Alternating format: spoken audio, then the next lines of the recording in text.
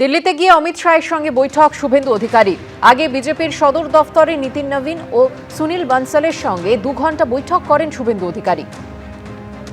আর তারপর দিল্লিতে গিয়ে অমিত শাহের সঙ্গে বৈঠক শুভেন্দু অধিকারী।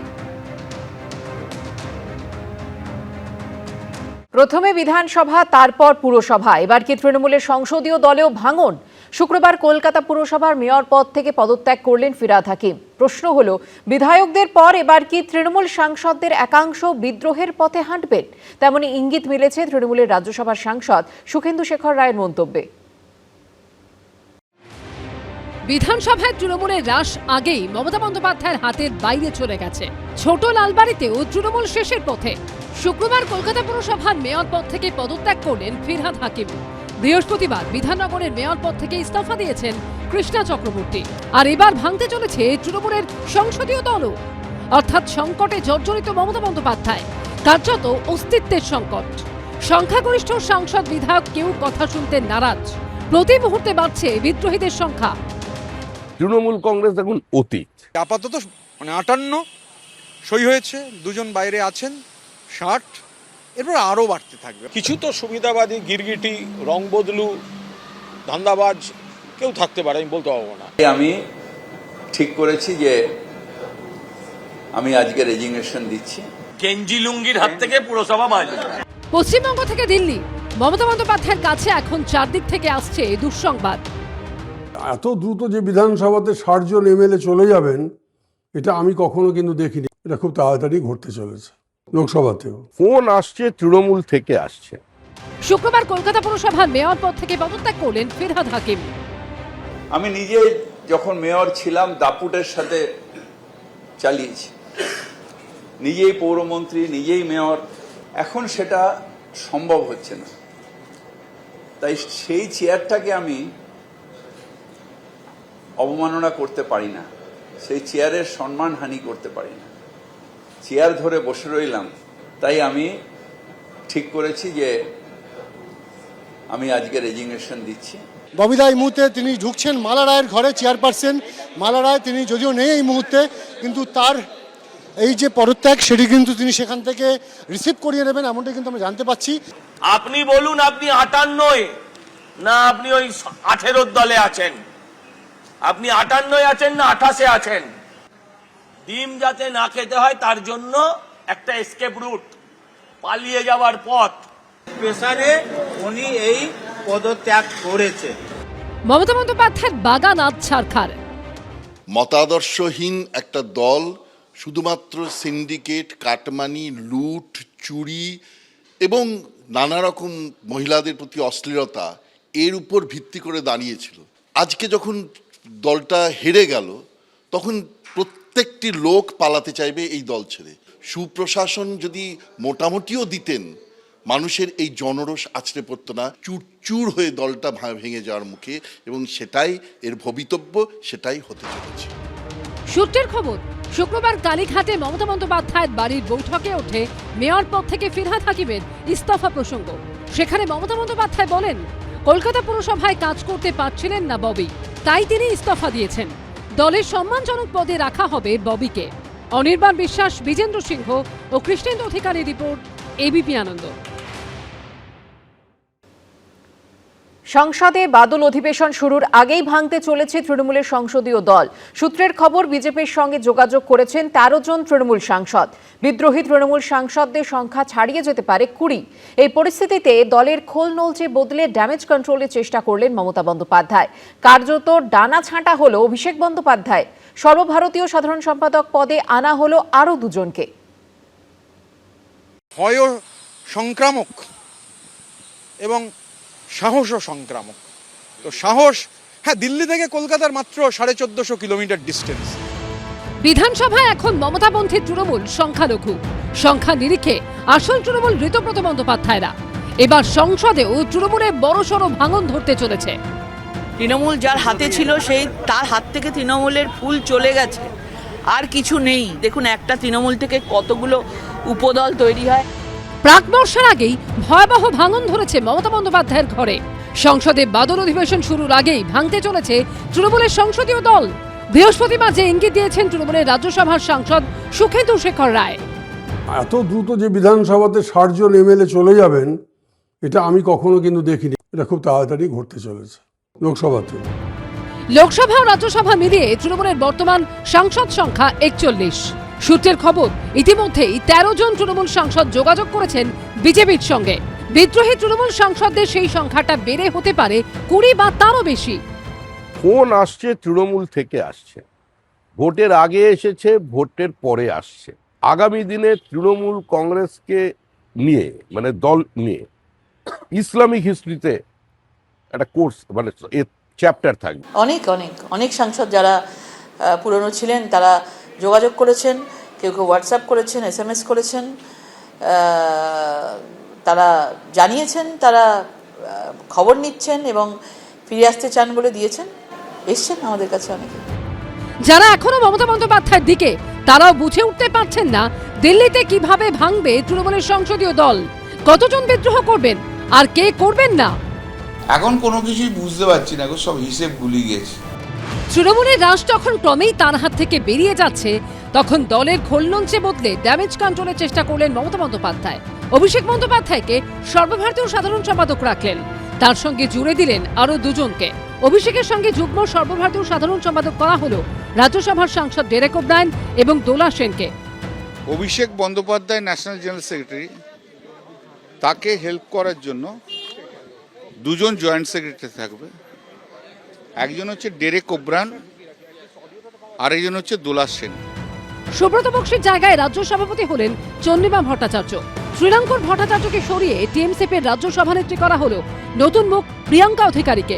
ঋতব্রত বন্দ্যোপাধ্যায়ের জায়গায় শ্রমিক সংগঠনের দায়িত্বে এলেন মলয় ঘটক। মহিলা তৃণমূলের রাজ্য সভানেত্রী করা হলো সাংসদ মালা রায়কে। এদিন কালীঘাটে তৃণমূলের জাতীয় কর্মসমিতির বৈঠকেই এই রদবদলের ঘোষণা করা হয়েছে। উপস্থিত ছিলেন জাতীয় কর্মসমিতির 22 জন সদস্য। তৃণমূলের সাধ্য শান্তির কাঠ চাপানো হচ্ছে, তখন নাকি সাধারণ সম্পাদক। হ্যাঁ, আরশোলা ও পাখি, পুঁই শাকের ক্যাশ মেমো, এসব উনিও বলতেন। এখন তো ওনার সেই অবস্থা, পুত্র স্নেহে অন্ধ হয়ে পুরো কুরুবংশকে ধ্বংস করে দিয়েছিলেন ধৃতরাষ্ট্র। এখানেও সেরকম। 8 তারিখ দিল্লিতে ইন্ডিয়া জোটের বৈঠক, উপস্থিত থাকবেন মমতা বন্দ্যোপাধ্যায়। সেদিনে কি তৃণমূলের সাংসদরা তার বিরুদ্ধে বিদ্রোহ ঘোষণা করবেন? বিজেন্দ্র সিংহ, কৃষ্ণেন্দু অধিকারী ও শিবাশিস মৌলিকের রিপোর্ট, এবিপি আনন্দ। এবার দিল্লিতে ভেঙে টুকরো টুকরো হতে চলেছে তৃণমূলের সংসদীয় দল। তবে প্রশ্ন হলো, দিল্লিতে তৃণমূলের এই ভাঙন কোন মডেলে হবে? পশ্চিমবঙ্গের মতো ঋতব্রত মডেলে, নাকি আম আদমি পার্টির মতো রাঘব চাড্ডা মডেলে? তৃণমূলের বিদ্রোহী সাংসদরা কি বিজেপিতে যোগ দেবেন, নাকি নিজেদের আসল তৃণমূল আখ্যা দিয়ে মমতা বন্দ্যোপাধ্যায়ের থেকে সরে যাবেন?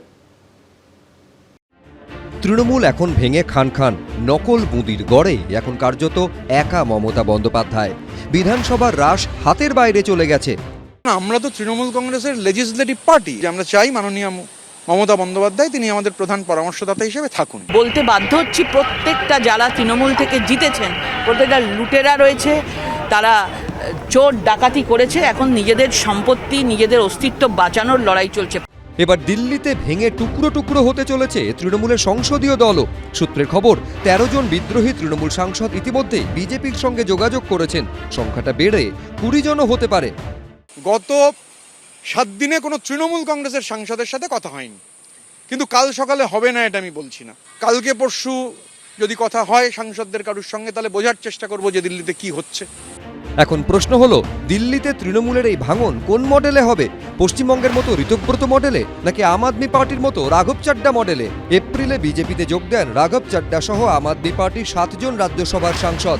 রাজ্যসভায় আম আদমি পার্টির সাংসদ সংখ্যা ছিল 10, তার মধ্যে 7 জন দল ছাড়ায় দলত্যাগ বিরোধী আইন কার্যকর হয়নি। এরপর এই 7 জনই বিজেপিতে যোগ দেন। ফলে রাজ্যসভায় বিজেপির নেতৃত্বাধীন এনডিএর সাংসদ সংখ্যা বেড়ে হয় 145। অর্থাৎ রাজ্যসভায় 2/3 সংখ্যাগরিষ্ঠতার জন্য প্রয়োজনীয় সংখ্যা 163-র আরও কাছাকাছি পৌঁছে যায় এনডিএ শিবির। এখন প্রশ্ন হলো, তৃণমূলের বিদ্রোহী সাংসদরা কি সরাসরি বিজেপিতে যোগ দেবেন, নাকি ঋতব্রত মডেলের মতো নিজেদের আসল তৃণমূল আখ্যা দিয়ে মমতা বন্দ্যোপাধ্যায়ের কাছ থেকে সরে যাবেন? এবার এই মুহূর্তে বিজেপির খুবই প্রয়োজন যে সংসদে 2/3 সংখ্যাগরিষ্ঠতা কোনোভাবে অর্জন করা, এবং সেটা হলে কি হবে, এক দেশ এক ভোট এবং আমাদের প্রায় 800-র ওপরে যে সংসদীয় আসন, অর্থাৎ আমাদের সংসদের যে আকার সেটা বেড়ে যাওয়া, এই দুটি তাদের মুখ্য উদ্দেশ্য। একটি মডেল হতে পারে তাদের মধ্যে 20 জন একসঙ্গে বেরিয়ে গেলেন, গিয়ে সরাসরি বিজেপিতে চলে গেলেন, যোগদান করলেন। আরেকটি হতে পারে যে তারা 20 জন ভেঙে আবার একটি নতুন তৃণমূলের সঙ্গে যেরকম ঋতব্রতবাবু করেছেন সেটা করলেন এবং তারা পরবর্তীকালে দরকার হলে সংসদে বিজেপিকে সমর্থন করলেন। এই সম্ভাবনাটি অত্যন্ত বেশি যে তৃণমূল কংগ্রেসের যে লোকসভার যারা সাংসদ আছেন তারা একটা বড় অংশ ভেঙে বেরোবেন। তৃণমূলের বিদ্রোহী সাংসদরা সরাসরি বিজেপিতে যোগ দিলে কিংবা আলাদা হয়ে মহিলা সংরক্ষণ বিল কিংবা এক দেশ এক ভোটের মতো নরেন্দ্র মোদীর ড্রিম বিলের পক্ষে ভোট দিলে বিজেপির অনেকটাই সুবিধে হবে। ভাঙনটা সময়ের অপেক্ষা, কিন্তু যেটা ভাঙবে সেটা তৃণমূল নতুন একটা মডেল তৈরি করবে এবং সেই জন্য তারা ভালো তৃণমূল সেজে একটা আলাদা ব্লক করে, যেরকম বিধানসভায় করেছে, নামটা মমতা বন্দ্যোপাধ্যায়ের, কিন্তু কাজটা হচ্ছে গিয়ে মমতা বন্দ্যোপাধ্যায় বিরোধী। লোকসভাতে কিন্তু অভিষেক বন্দ্যোপাধ্যায় সাংসদ আছেন, এইখানে মমতা বন্দ্যোপাধ্যায় বিধানসভায় তিনি নির্বাচিত কেউ ছিলেন না, ফলে সেইখানে অভিষেক বন্দ্যোপাধ্যায়কে সরাসরি চ্যালেঞ্জ করে যিনি অভিষেক বন্দ্যোপাধ্যায় থেকে বেরিয়ে আসবেন, যেটা কাকলি ঘোষ দোসরা হতে পারেন বা অন্যান্য কেউ হতে পারেন, সেটা কিন্তু অনেক বেশি চ্যালেঞ্জিং। আমি মনে করছি ভাঙবে, কিন্তু ভেঙে তারা এখনই সরাসরি কোনো দলে যাওয়ার সিদ্ধান্ত নেবে না। তৃণমূলের সংসদীয় দলে ভাঙন নিশ্চিত, কিন্তু কোন মডেলে সেটাই এখন দেখার। এবিপি আনন্দ। ভোটে হারার পর হুড়মুড়িয়ে ভাঙছে তৃণমূল। এই পরিস্থিতিতে মমতা বন্দ্যোপাধ্যায় চেষ্টা করছেন ইন্ডি জোটকে আঁকড়ে ধরে ভেসে থাকার, কিন্তু সেই জোটও এখন টলমল। কংগ্রেসের ওপর রেগে ডিএমকে জোট ছাড়ার ঘোষণা করেছে। আগেই জোট থেকে দূরত্ব তৈরি করেছে আম আদমি পার্টিও। ফলে বিদ্রোহের ঠেলায় চুরমার তৃণমূলকে এই জোট কি আদৌ কোনো অক্সিজেন দিতে পারবে? এক একটা এমএলএ এক একটা দল তৈরি করবে, দেখবেন আগামী দিনে আমাদের এখানে অপোজিশন বলে কেউ দাঁড়ানোর সাহস আর পাবে না। খান খান তৃণমূল, বড় সাদাবাড়ি থেকে ছোট লালবাড়ি, এবার ভাঙনের পরবর্তী গন্তব্য দিল্লি। সংসদ ভবন ইতিমধ্যেই প্রশ্ন উঠতে শুরু করেছে, আগামী দিনে প্রতীক নিয়ে টানাটানি শুরু হলে তা কি আদৌ মমতা বন্দ্যোপাধ্যায়ের হাতে থাকবে?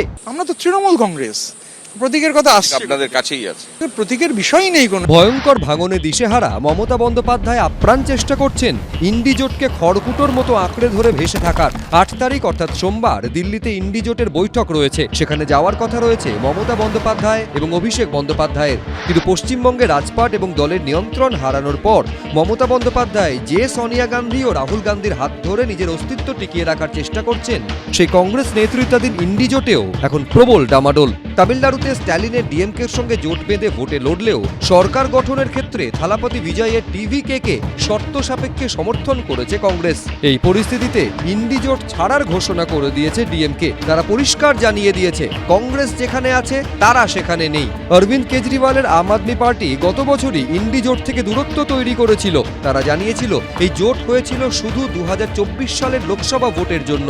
একদিকে ইন্ডি জোট ধাক্কায় জেরবার, অন্যদিকে রাজ্যের রাজপাট এবং দলের রাশ হারিয়ে বিধ্বস্ত মমতা বন্দ্যোপাধ্যায়। দলটাই তার না থাকে, যদি প্রতীকটাই তার না থাকে, গোটা দলটা যদি ভেঙে চুরচুর হয়ে যায়, তাহলে রাহুল গান্ধী এই রকম মমতা বন্দ্যোপাধ্যায় এবং অভিষেক বন্দ্যোপাধ্যায়কে নিয়ে কি খাবেন না মাথায় দেবেন?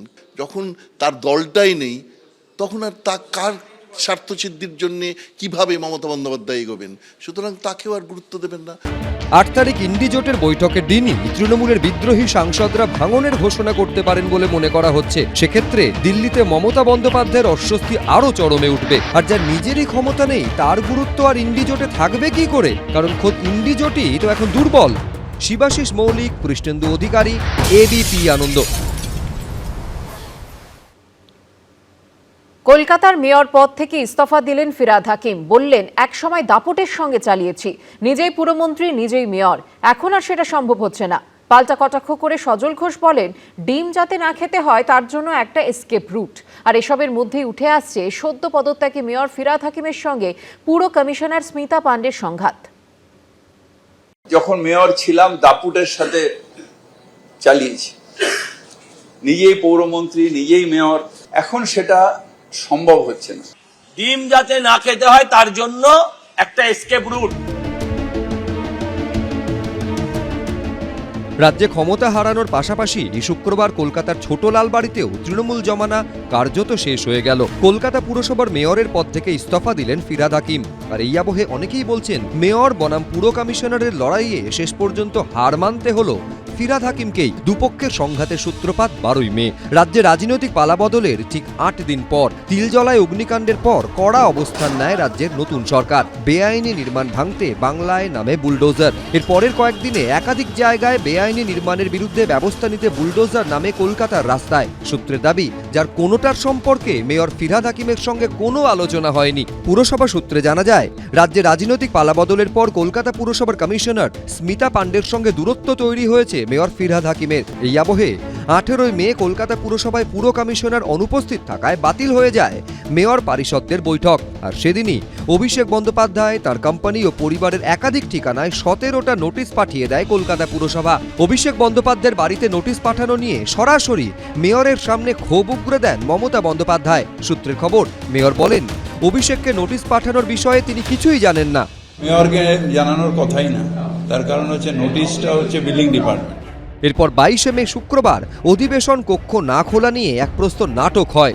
এই সংঘাতের আবহেই শুরু হয় পদত্যাগের হিড়িক। প্রথমে ইস্তফা দেন 9 নম্বর বড়োর চেয়ারপারসন 74 নম্বর ওয়ার্ডের তৃণমূল কাউন্সিলর দেবলীনা বিশ্বাস। 12 নম্বর বড়োর চেয়ারম্যানের পদ থেকে ইস্তফা দেন 108 নম্বর ওয়ার্ডের Trinamool councillor Sushanta Ghosh. Municipal accounts কমিটির সদস্য পদ ত্যাগ করেন 98 নম্বর ওয়ার্ডের তৃণমূল কাউন্সিলর অরূপ চক্রবর্তী। শেষ ইস্তফা দেন মেয়র পারিষদ নিকাশী এবং 118 নম্বর ওয়ার্ডের তৃণমূল কাউন্সিলর তারক সিং। ঢাল নেই, তলোয়ার নেই, নিধিরাম সর্দার। তাই আমি ঠিক করেছি যে আমি আজকে রেজিগনেশন দিচ্ছি।